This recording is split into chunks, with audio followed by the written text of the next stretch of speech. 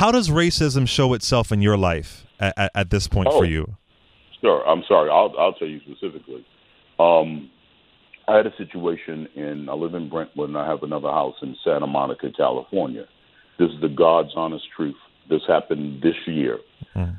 I'm in my home. It was around 2:15 in the afternoon. I have a screen door at my Santa Monica place, and then I have a wooden door. I go through the screen door, then the wooden door. I'm in the house. I'm in a pair of basketball shorts only. I have two English bulldog puppies. I hear noise in my backyard, and but I'm thinking the puppies are just running around or what have you. And then I get a knock on the front door. So as a matter of fact, I was watching ESPN, so I get up, and I'm just in my basketball shorts, literally. And so I get up, I open the door. There's a red dot pointed at my face from a 9mm. Oh my gosh! And they say, "Put up your hands," literally. Now I just walked and opened up the door. I'm not, just 9mm pointing at me. And then they said, "Open the gate, the front screen door." And so they say, "Do it with one hand." So then I have to do it with one hand.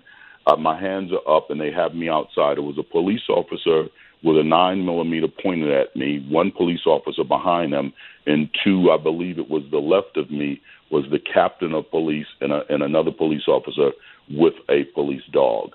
I get out. They recognize me. The captain of police, and you can check this with the Santa Monica Police Department, he recognized me because my son played against his school. The school his kids went to was Crossroads, and my son goes to Brentwood High School. So my son, they recognized me, and the guy, says it was a mistake. They apologized, what have you. But my problem was, and then I said, "Well, why are you doing this?" He said to me, "A woman called," this is literally what the police officer said, "a woman called 911, said a large black man was breaking into the house."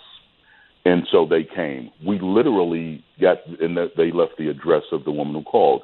Myself, the sergeant, I think one other police officer went over to that house, which was across the street from my place, and the person denied it.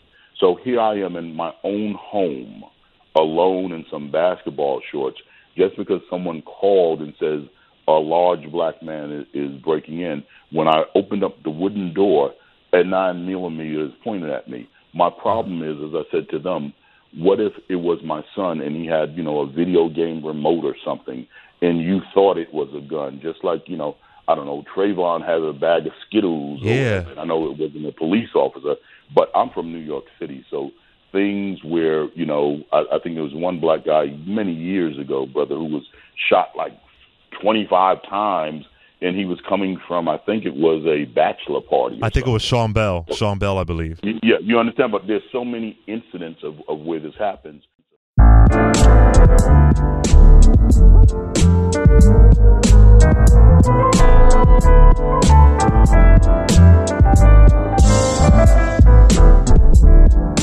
Yeah, so what you just heard was a clip of Ving Rhames retelling his story about what happened to him, where he was held at gunpoint in front of his own home by race soldiers in a community where he lives, right?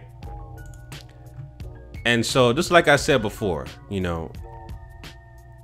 this is the age for overt racism. This is the climate where guys like Donald Trump, aka Clockwork Orange, makes it comfortable and makes it acceptable for you to be an overt racist. And so, you being shot and killed for being unarmed, or you being shot and killed for having a packet of Skittles or some non-threatening object in your hand by race soldiers is pretty common.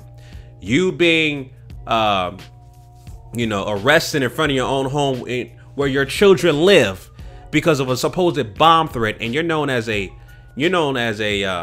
pro-black, entity in black society, as in Tariq Nasheed. That's pretty common. And now guys like Ving Rhames are sharing the same exact story, where you get held at gunpoint by race soldiers because of and I'm gonna assume that the person that called the race soldiers was white.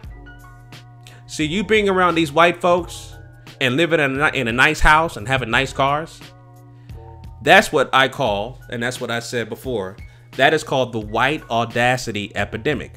How dare these black niggers live in my neighborhood with, you know, these cars and driving around and breathing the same oxygen as me and being around me?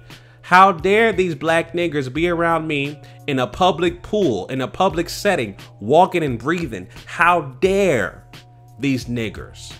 And that is the climate that we live in. That is the climate that has been interjected and accepted by the dominant white society.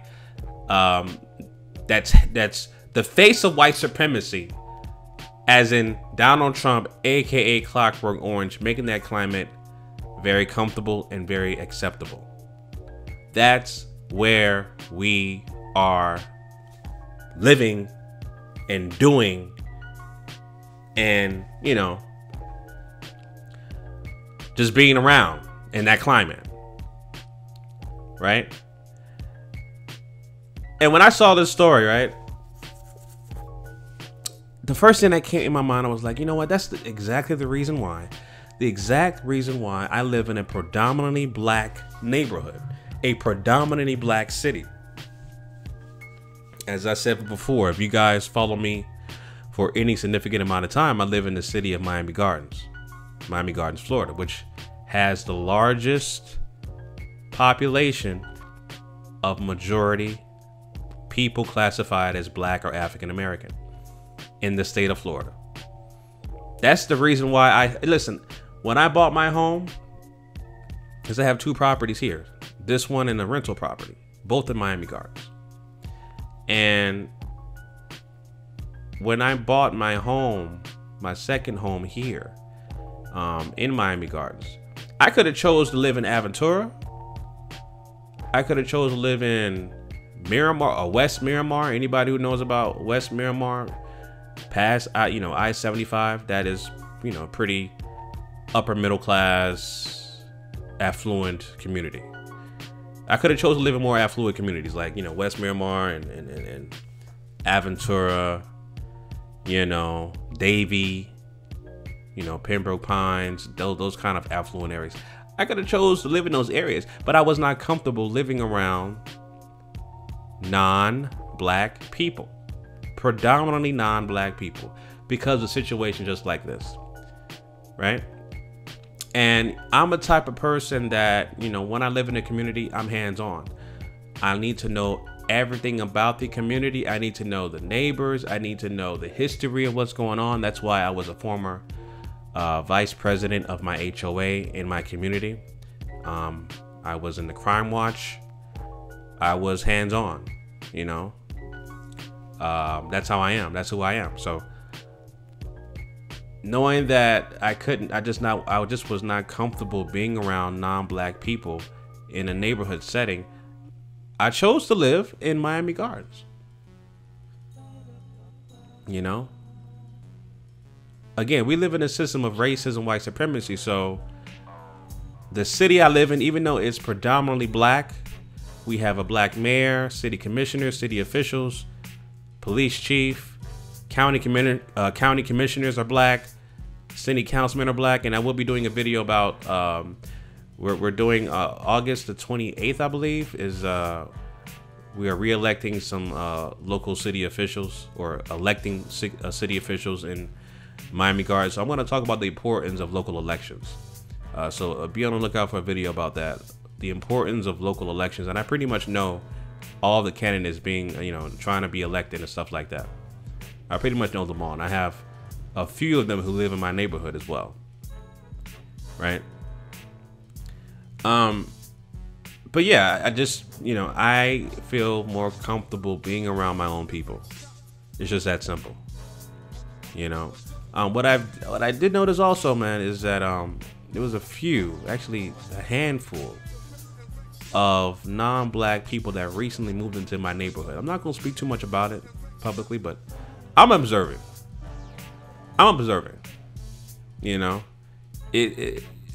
It's very strange for these non-black people who come from the so-called Jewish community to move in a predominantly black neighborhood in a predominantly black city where there's no Jewish synagogues anywhere in near sight. So that I'm not gonna speak too much about that, but it is what it is. But anyway, yeah, that's the reason why I feel more comfortable around my own people. You know, that's just what it is. I just can't see myself being around non-black people. You know, it's, you know, living in a neighborhood with non-black people, I just can't do it. Now, I can imagine, like, you know, I haven't had any, thank God, and God forbid anything happening, but haven't had any incidents where neighbors call the cops on me or my children. God forbid anything like that happening, right? Nothing like that, nothing too severe. You know, nothing like that. The only thing that I would say is probably HOA parking violations and stuff, where people park on your grass and stuff like that, cars being towed. That's, you know, typical shit like that, but nothing racially motivated or racially driven, you know, because we know our people. But I can imagine that, you know, there's a lot of children in my community, in my neighborhood, right? And I've noticed that there's some children that got some new dirt bikes, some like kid dirt bikes and stuff like that, right? I saw them, I was like, okay, that's cool, that's what's up. You know, I see them riding around their new dirt bikes and stuff like that. You know, that's cool. You know, I plan on getting my kids a go-kart. You know, a gas-powered go-kart for my kid's birthday. That's coming up. But my point is that if these kids, these black kids, right, who live in my neighborhood, were driving around in some dirt bikes in a white neighborhood, trust and believe these troglodyte bastards will call the police, will call the race soldiers on those kids and try to get them arrested. I guarantee you. I guarantee you. No ifs, no buts about it. They would try to call the race soldiers on some kids riding dirt bikes. That's how despicable these troglodyte bastards are. They're dastardly, disgusting. You know?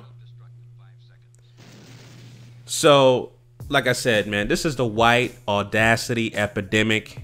Guys like Ving Rhames and recently Tariq Nasheed and, you know, people like that get arrested or get held at gunpoint in their own home, their own multi-million-dollar homes. You know, race soldiers and these troglodyte bastards, they don't give a damn about how much money you got. The only thing that they see is your black nigger skin. That's the only thing they care about.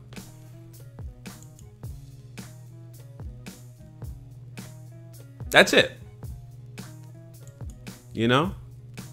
So, yeah, family. So those are my thoughts about Ving Rhames being held at gunpoint in front of his own home. This is the white audacity epidemic, and this is going to continue to happen.